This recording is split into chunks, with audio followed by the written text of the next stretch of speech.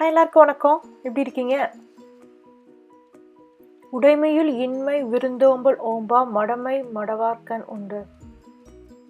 இன்றைக்கி நம்ம வந்து சிக்கன் கிரேவி எப்படி வைக்கிறதுன்னு பார்க்க போகிறோம். அதுக்கு என்னென்ன பொருட்கள் தேவைன்னு சொல்கிறேன், நோட் பண்ணிக்கிறீங்களா? இங்கே 1/2 கிலோவுக்கு நான் சிக்கன் எடுத்து வச்சுருக்கேன். இது வந்து போன்லெஸ் பீசஸ் தான் எடுத்து வச்சுருக்கேன். நம்ம எண்ணெயும் 3 டீஸ்பூனுக்கு நம்ம சேர்க்க போகிறோம். ஒரு வெங்காயம் கட் பண்ணி வச்சுருக்கேன். ஒரு பெரிய சைஸ் தக்காளி பழம் கட் பண்ணி வச்சுருக்கேன். இஞ்சி வெள்ளைப்பூடு 2 டேபிள் ஸ்பூன் கிழிச்சு வச்சுருக்கேன். 2 கிராம்பு, 2 ஏலக்காய், ஒரு சின்ன சைஸ் பட்டை, அதுக்கப்புறம் வந்து பெருஞ்சீரகம் இருக்குல்லையா, அது ஒரு 1/4 டீஸ்பூனுக்கு எடுத்துக்கிறோங்க. கசகசா 1 டீஸ்பூனுக்கு எடுத்துக்கிறோங்க. 3 டேபிள் ஸ்பூனுக்கு திருவின தேங்காயும் ஒரு கைப்பிடி அளவுக்கு புதினாலையும் எடுத்து வச்சுக்கிறோங்க. மிளகு இருக்கு இல்லையா, நல்ல மிளகு வந்து 1 டீஸ்பூனுக்கு எடுத்திருக்கேன். ஜீரகம் 1 டீஸ்பூனுக்கு எடுத்திருக்கேன். கொத்தமல்லி, முழு கொத்தமல்லி வந்து விதைகள் வந்து 2 டீஸ்பூனுக்கு எடுத்துக்கிறோங்க. மஞ்சத்தூள் 1/2 டீஸ்பூனுக்கு, மிளகாய்த்தூள் வந்து 2 டீஸ்பூனுக்கு, உப்பு தேவையான அளவு. ஓகே, இது எப்படி பண்ணலான்னு பார்க்கலாமா? கடாயில் முதல்ல எண்ணெயை நல்லா சுட வச்சுட்டு அதில் நம்ம வெட்டி வச்சுருக்க வெங்காயத்தை போட்டு வதக்குங்க. வெங்காயம் வந்து லைட்டாக ப்ரௌன் கலரில் வரணும். இதுக்குள்ள நம்ம மசாலா அரைக்க வேண்டிய பொருட்கள் பார்த்துடலாம். நம்ம ஃப்ரெஷ்ஷாகவே இன்றைக்கி சிக்கன் மசாலா அரைச்சி எடுக்க போகிறோம். மிளகு, சீரகம், கொத்தமல்லி விதை, அப்புறம் வந்து அந்த ஏலக்காய், கிராம்பு, பட்டை, மிளகாய்த்தூள், மஞ்சத்தூள், கசகசா இருக்கு இல்லையா, இது இவ்வளோத்தையும் போட்டு நம்ம அரைச்சி எடுத்துக்கிற போகிறோம்.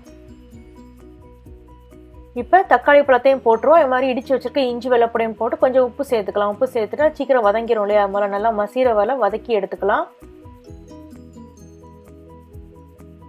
இப்போ வந்து தக்காளி பழம் நல்லாவே மசிஞ்சிருச்சு. இப்போ நம்ம அரைச்சி வச்சுருந்த அந்த ஹோம்மேட் ஃப்ரெஷ்ஷான சிக்கன் மசாலா ரெடி. இதை போட்டு நல்லா வதக்குங்க முதல்ல. ஏன்னா மசாலை நம்ம வறுத்துட்டு போடலை, அதனால் முதல்ல இதை போட்டு நல்லா வதக்கிட்டு அதுக்கப்புறம் அந்த ஜாரில் கொஞ்சம் நொட்டி இருக்கிறதுல நான் கொஞ்சம் தண்ணி சேர்த்துக்கிட்டேன். இதில் இதை வந்து ஒரு 2 நிமிஷம் நல்லா குக் பண்ணுங்கள்.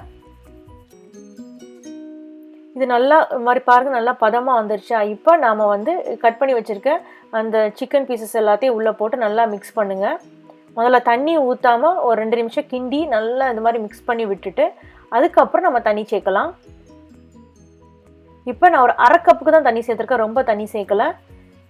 இது நல்லா மிக்ஸ் பண்ணி விட்டுட்டு நீங்கள் வந்து அடுப்பை நல்லா மீடியம் ஹீட்டில் வச்சு இதை வந்து க்ளோஸ் பண்ணி கொதிக்க விட்ருங்க. இதுக்கு தேங்காயையும் அந்த புதினா இலைகள் இருக்குல்லையே அதையும் நல்லா அரைச்சி எடுத்துக்கிறோங்க.